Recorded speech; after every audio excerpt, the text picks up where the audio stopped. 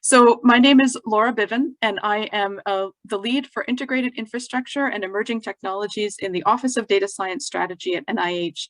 And I want to talk to you a little bit about how we think about the data ecosystem and what we're doing to build a fair and modern biomedical data ecosystem at NIH. And just to put names to faces, some of you I know from my time at the Department of Energy. I moved over to NIH at the end of 2020. So some of you may know me from that role. So as I said, let me just talk to you a little bit about our office at NIH and how we work with the different institutes and centers. I'll talk to you a little bit about our vision for the data ecosystem and what we're doing. And then I also wanted to mention a couple of activities that we have in artificial intelligence. Maybe like the previous speaker, artificial intelligence is actually a driver for many of the things that we're doing in data science more generally.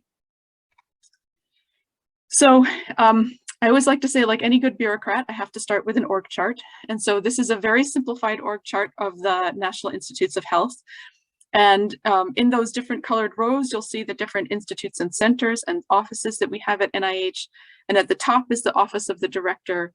And our office, the Office of Data Science Strategy, sits there in the Office of the Director. And that small box belies an actually pretty complicated org chart in its own right.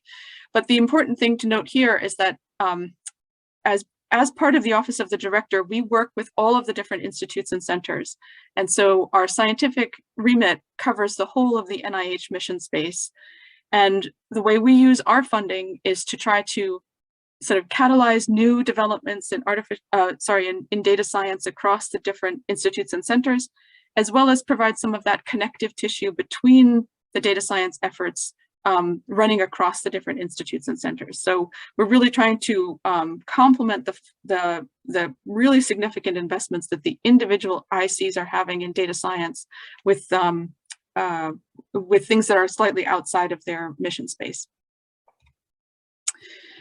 We do have a vision, and we also have a strategic plan for data science at NIH. You can access it here at our website, and this was developed, I think, sort of in the 2019 timeframe. So we're thinking about updates to it actually at the moment.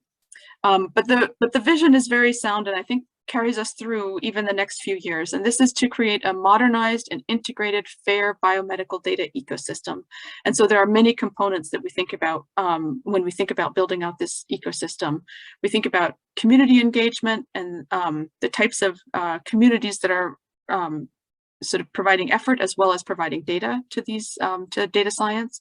We think about workforce training and development, the ecosystem, the sort of infrastructure part, and then of course the tools and analytics that we need in order to link everything together and make the data usable.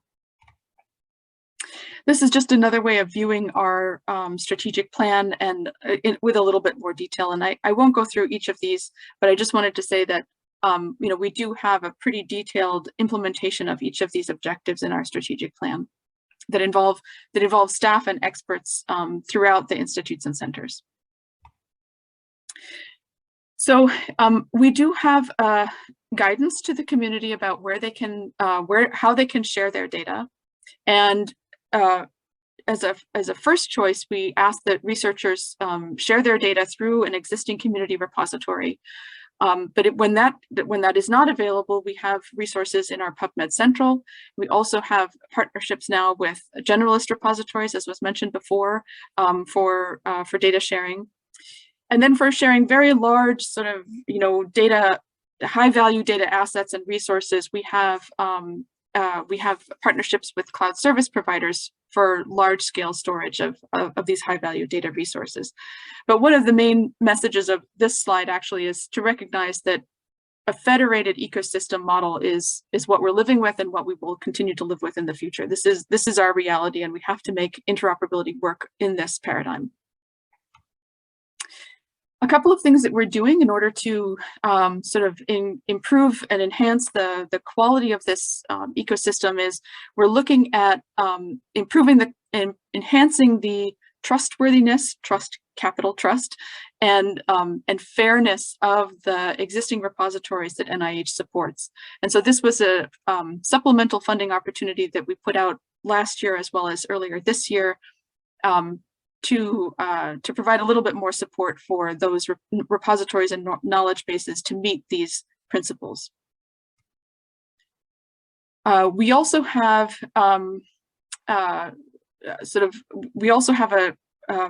an overarching solicitation for data repositories and knowledge bases, and this incorporates a lot of best practices and the fair and trust principles in it. So we're thinking about that, not just supplemental resources, but also in terms of the base funding that we provide for these key data assets.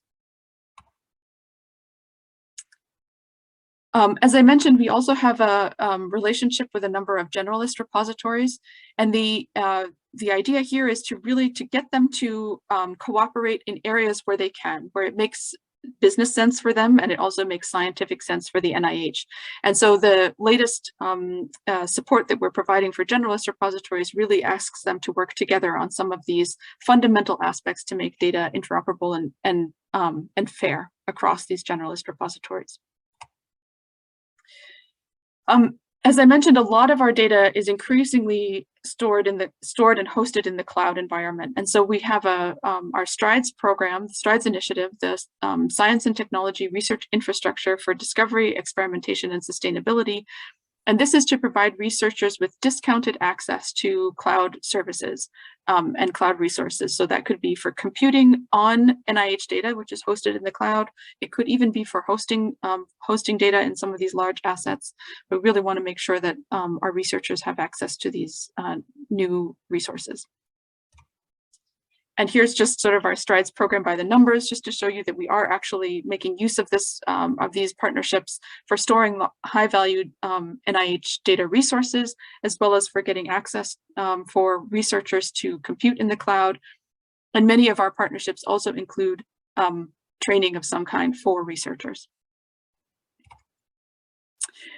I wanted to highlight a couple of programs that I think are really emblematic of how NIH approaches the data ecosystem. And one of them is our NIH Cloud Platform Interoperability Program, we call NCPI. And this is an ecosystem approach to facilitating workflows that run across a number of different individually IC supported data resources. And so they're listed in this little cloud bubble here. Each of these systems is supported by a different institute and center.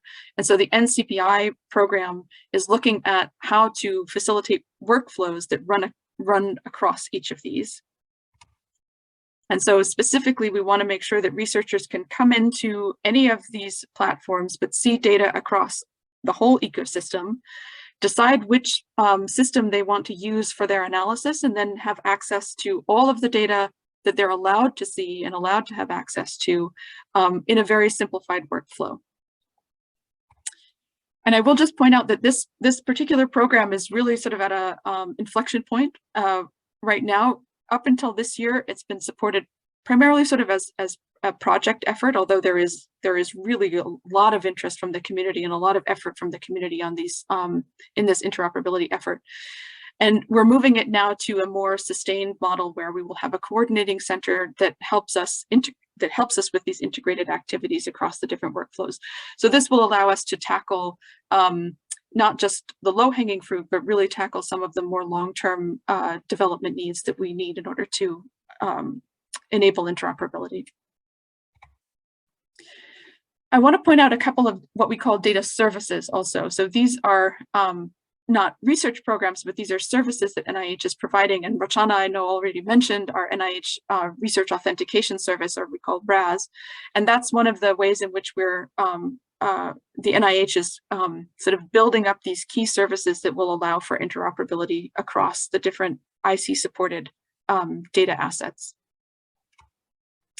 And I just wanted to point out here with RAS that this really is a sort of change in mindset for a number of these repositories. So it's not just a sort of top layer service. It's also a change in the way that we work with these high value data resources, and that NIH is really taking back control of some of the authentication and authorization services here, responsibilities.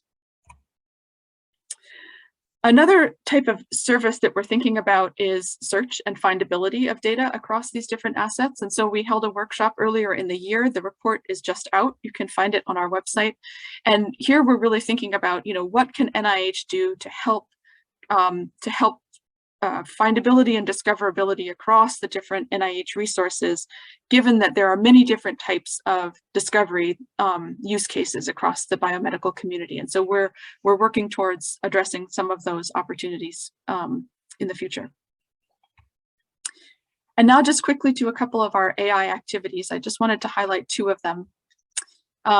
First, a little bit of background. In about 2019, at the end of 2019, the NIH Advisory Committee to the Directors Working Group on Artificial Intelligence produced a report. And in this report, they called out three main areas where NIH can really impact and benefit from the development of AI and machine learning technologies. And the first one is around data. There's a lot of potential for data-driven discovery from biomedical research data. And so we wanted to make, there's a call to sort of make those data more accessible to AI and machine learning technologies.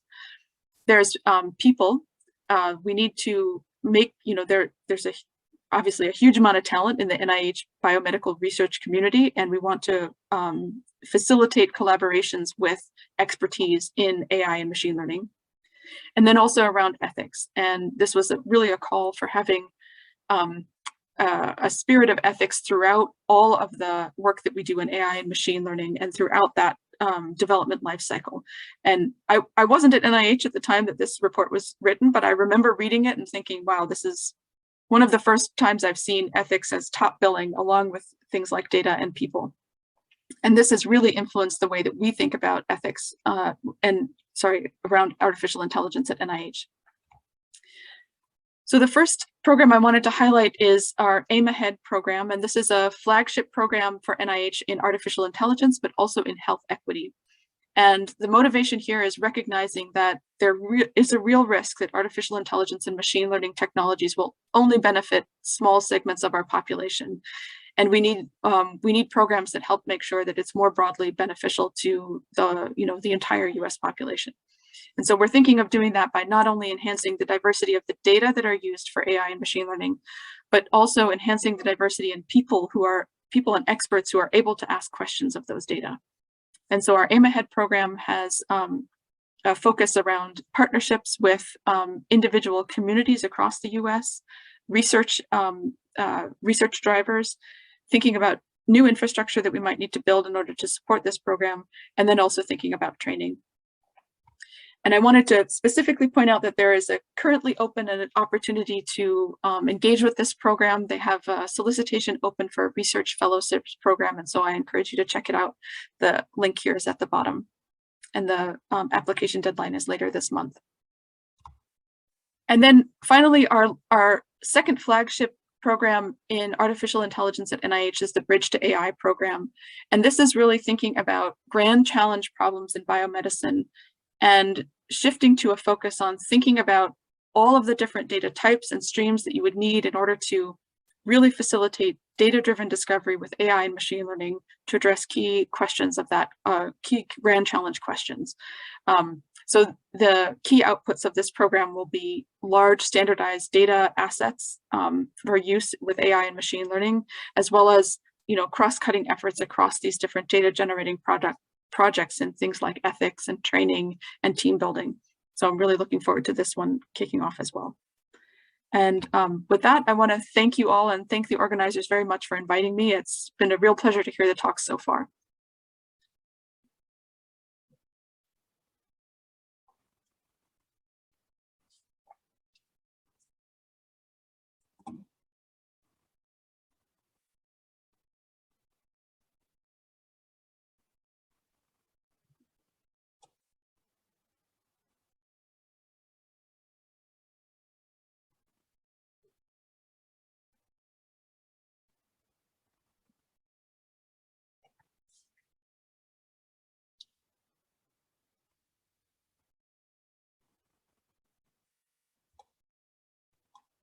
I know you've spoken.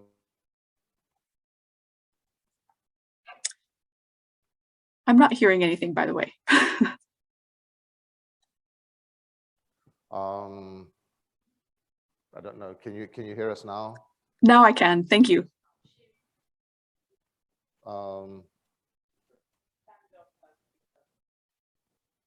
Is your audio on, Laura? Well, I guess we can't show a little. I can hear you now. Oh, you can hear us? Okay. Yes, thanks. Okay, sure. So yeah, the question online was, how does NIH work towards making data interoperable, i.e. machine actionable metadata, PIDs, etc.? If you want to add some additional comments to what you've already spoken about.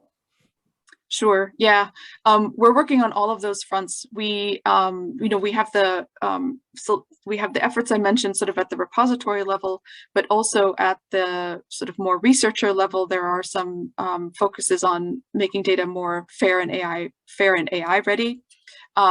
We also have efforts around common data elements and how to use, as you said, persistent identifiers. So we are sort of attacking it on all those fronts at a community level as well. Other questions for Laura? Okay, thank you again. Thank you.